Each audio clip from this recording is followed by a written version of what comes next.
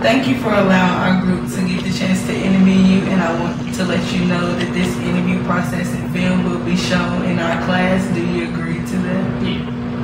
I'm going to start by asking you a few background questions about yourselves. What is your name? Latoya. And how old are you? 19. And where are you from? DC and Murder. And where do you currently live now? Cleach Commons. And that's in Greensboro, North And Carolina? Greensboro. Okay, and where do you go to school? North Carolina A&T. And what's your major? I'm a liberal studies major with a concentration in African American studies. All right, now we're going to go into deeper questions into the interview about your life, and each one of my group members have a set of questions that they're going to ask you. How was life as a child? I mean, for the most part, it was straight. It was a childhood. It wasn't all that. It wasn't the regular childhood or whatever, which most people get. But I mean, it is what it was. When you say it wasn't the regular, what type of hardships did you experience as a child? My mother was a crackhead. My father was a drug dealer and a crackhead as well. So I think I was about 7. I stayed in the crack building with my mother. Or sometimes we would go to my grandmother's house. I was in different homes. Once they found me and my mother in a car one day or whatever, the police took me. So I was like in different homes or whatever. So yeah. So at the age of 7, they took you away from your mother and your father. Yeah. So where are your biological parents today? My mother just died, I want to say 5 years ago. My father died when I was young.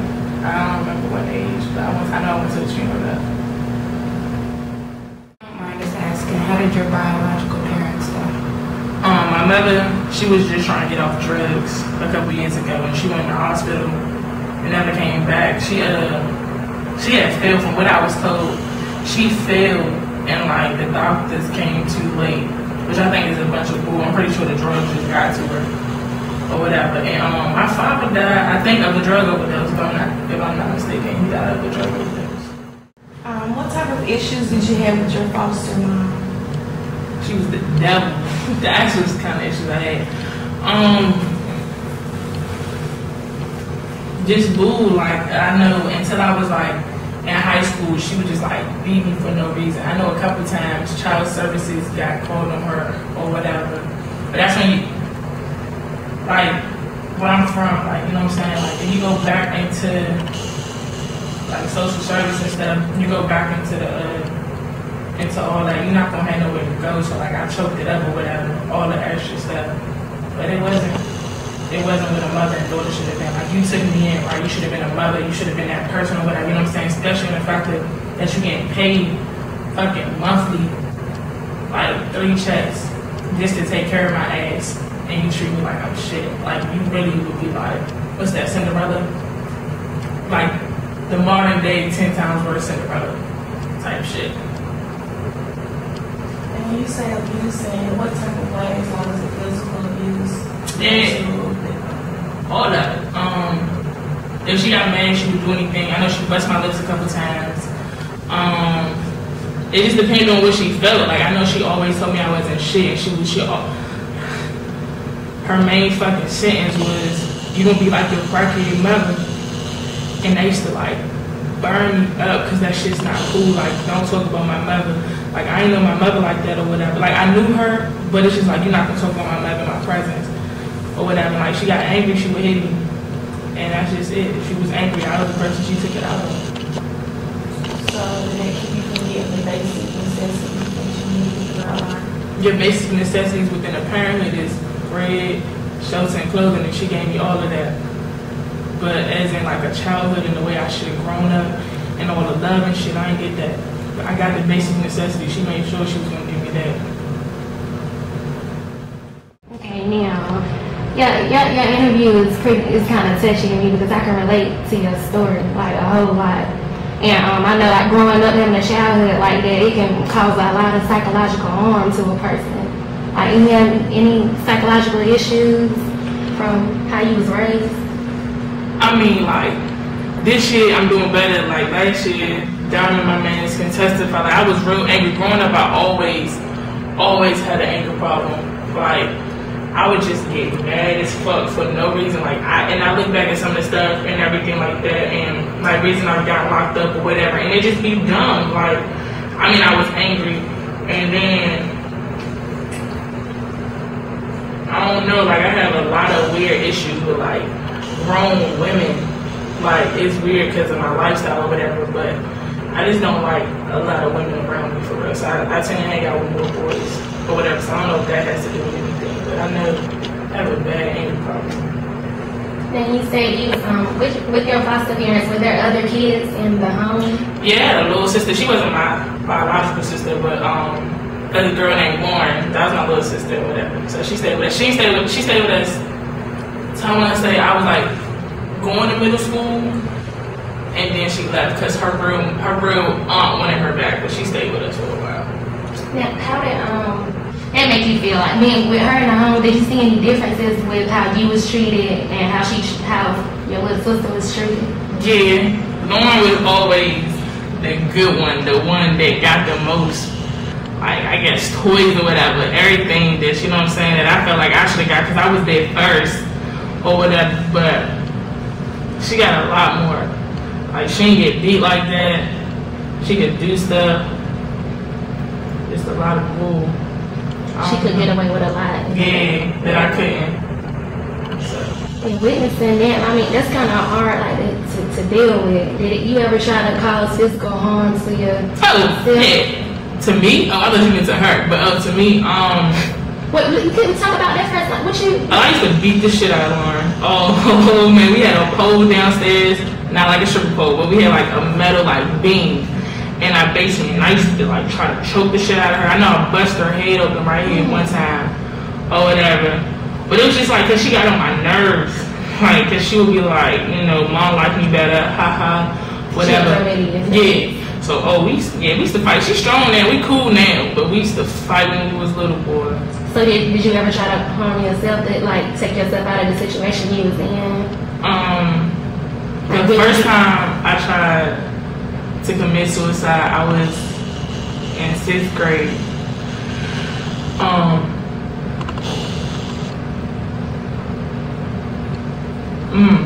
And I slit my wrist a couple times. It didn't work out the way I thought it was supposed to, but that was like my first road down the door and stuff like that. So I started in 6th grade and like recently stopped like this summer. Like I recently stopped doing it this summer. But yeah, I tried a couple times. How did you find your biological family? My sister, we went to school together when I moved down here because I had gotten too much trouble back home. So we moved down here. And it was weird because me and her started to connect a lot and everything like that. And we realized we had the same birthday. And then we just started doing background stuff and found out that she was from there. And it was just like, it just happened like that. Like it was weird, it was like word of mouth, us becoming friends and everything, which was weird. So that's how we reconnected. I was like, yo, this is crazy. Like I knew I had a sister, never seen her, as well as my little brother.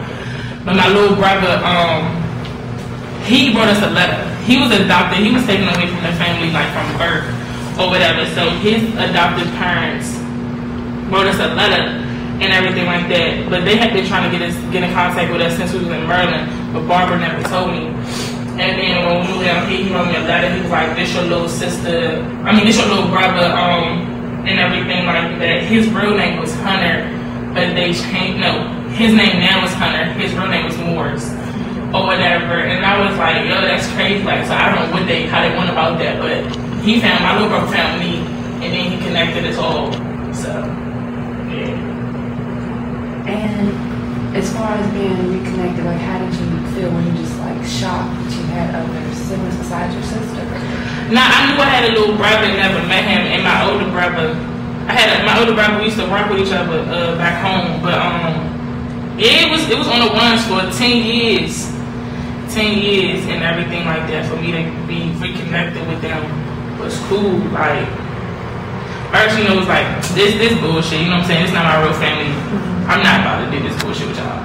But it was cool. Like found out I got up there or whatever thanks to like help from my man's Jessica or whatever. And then I saw my family and I was like, yo. And I thought my mother was still alive at that point because Barbara, they had got in contact with Barbara before they got in contact with me. And that's how they got my number. But Barbara had told me that my mother was still alive. So like, I'm happy as shit. I'm like, oh, all right, I'm about to see my moms and everything. I'm about to go crazy. And then I went up there to find out that she didn't. She had passed away like 5 years ago. But the whole basis of seeing my family and seeing pictures and everything and seeing how many lies were told to me about what happened in the whole incident of me being adopted and what was going on and reconnecting lies and all the shit is coming together. It was a cool thing. It hurt. A lot of it hurt, but it was cool though. So with everything that was going on in your life, how did you escape from it? Besides the whole cutting thing, I did basketball. I started basketball 4th grade, and I played or whatever. And it was more of a thing to get recognition from her because her kids didn't do nothing or whatever. So, and then I did track or whatever, and that was my main thing. Cause basketball, it took me places, but for some reason I just connected to track more or whatever, and it was like I didn't have to be home all the time. Like I was never home, but to go to sleep and wake up, so I didn't have to hear her stuff. But it was like it was cool. Like, and I thought that like doing track was gonna help her like me more. You know what I'm saying? Cause like I always kept good grades and everything like that. Cause that was the main thing in the household. But I did track basically just to try to get her recognition. Like, you know, her to be like, oh, I'm proud of you. You know what I'm saying? Every kid wanted to hear that from their mother. But she never did that. Everything was like, oh, you did good. But, you know what I'm saying? Like, I won states. That right there, how many parents can say they got a state champion in that house? You know what I'm saying? Or a national champion. Like, not too many parents can say that. And I don't know, but that was my scapegoat for real. Because I never had to be home. When I was, it was school and sleep. So, that was just like that. Okay, and how do you feel this affects your life now?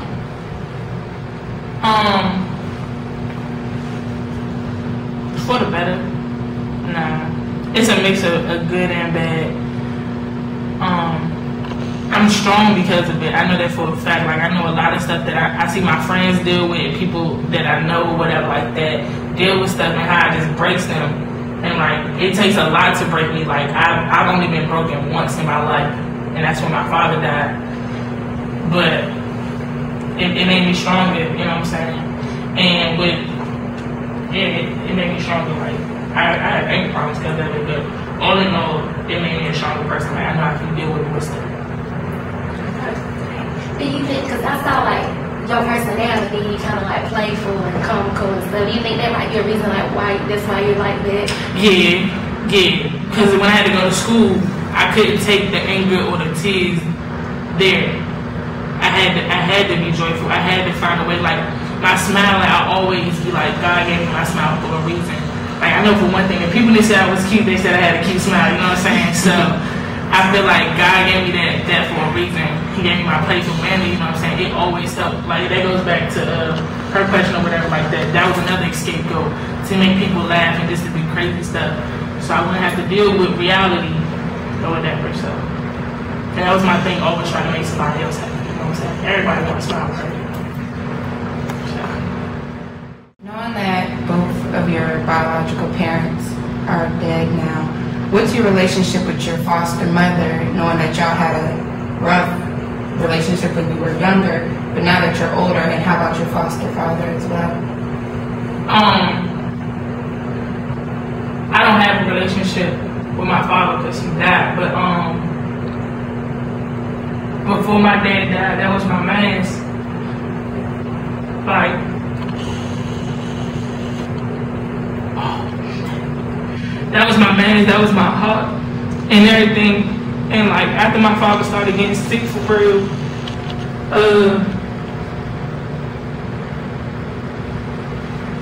I'm sorry, y'all.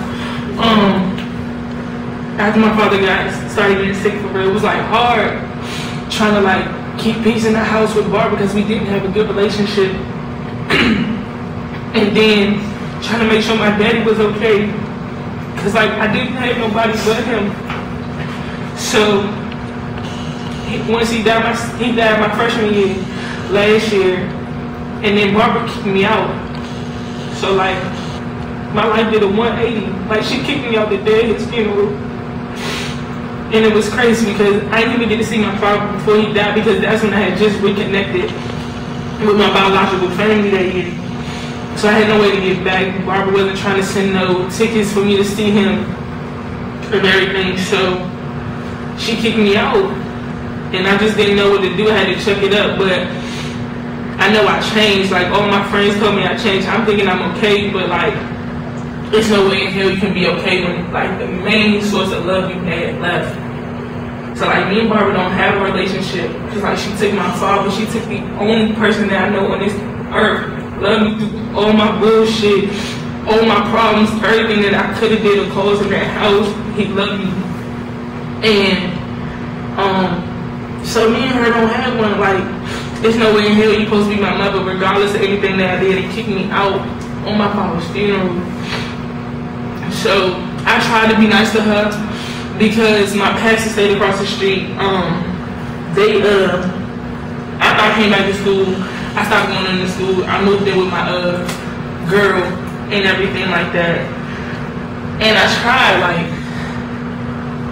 to talk to her. I tried to have that relationship with her, and that's not what she wanted. Like, and I feel like I was too young. Like I shouldn't have went to her. She was a grown ass woman. There was no need for me to ever talk to her or ever ask her, you know what I'm saying? Like, what did I do when I know I didn't do shit? And now I've grown like a lot in my spiritual connection with God and my faith. So like now I'm okay with talking to her. Like I recently, like just like 3 weeks ago, found out I was not over the situation like I claimed I was. Or whatever. So I mean, we cool. I don't have no hatred towards her, no animosity, nothing. We cool. But I don't respect her as a person. Like I don't think I could ever have respect for this lady. Because you don't kick an 18-year-old out with nothing. Like you don't drop me off in August and not pick me up in May. So I mean, I feel like when most of my friends tell me they would be in this situation where I am, I feel like I'm good. Like I'm taking it as good as it can be for what it is, but we don't have a relationship. I would like it to be 100. I would love to have a relationship with her. I would love to have a mother, because I never had one. I would love to have a mother. Like that's what people don't understand. Like your moms and your pops is everything, but we cool. Do you have any advice that you can give to any individual or a child that's going through a similar situation like what you've been through in your life? Like any encouraging words or just advice? Like I know it might be cliche, but pray. That's it. Like it. And like you might have friends, but just cut people off to like 2 main people or so. You know what I'm saying? But like, and to let go. Like that's the hardest thing to do, is to let go of bullshit. Like that's the hardest thing. But letting go is the main key. Letting go and praying. And giving it to God. And it's funny because people say they give it to him, they do this, but like when you really give it to him, like you gotta want to give it to him. But I don't have no advice, but you know what I'm saying, stay headstrong. Don't let it break you. That's the main thing. You can't let it break you, because if you in this situation, the person that caused that shit wants to see you break, and you never let anybody get the satisfaction knowing that they did some shit like that to you. You never give anybody satisfaction knowing that they fucked you over. So I guess stay strong, pray, and keep like 2 friends, maybe just 1. Because people fake, and people smile in your face and shit, and want to see you fail, and not give a shit about your story. Just want to hear you say, I heard that shit, and I know what she, you know what I'm saying, I know her. Or yeah, this bitch crazy because she went through this, you know what I'm saying? Like motherfuckers, you know what I'm saying? So I guess, yeah, stay strong, pray, and give it to God. Like that's it. Those are the main things. Cause I swear, once you do that shit, boy, you're gonna be there crying. Nah, you still gonna cry, but I'm saying that consistent every day cry, it'll be over. You'll feel better. You know what I'm saying? But you gotta stay in your word. Like I know that's where I mess up and everything, backslide. But you gotta stay in your word. Yeah. And I want to say again, thank you for allowing us to do this. No problem.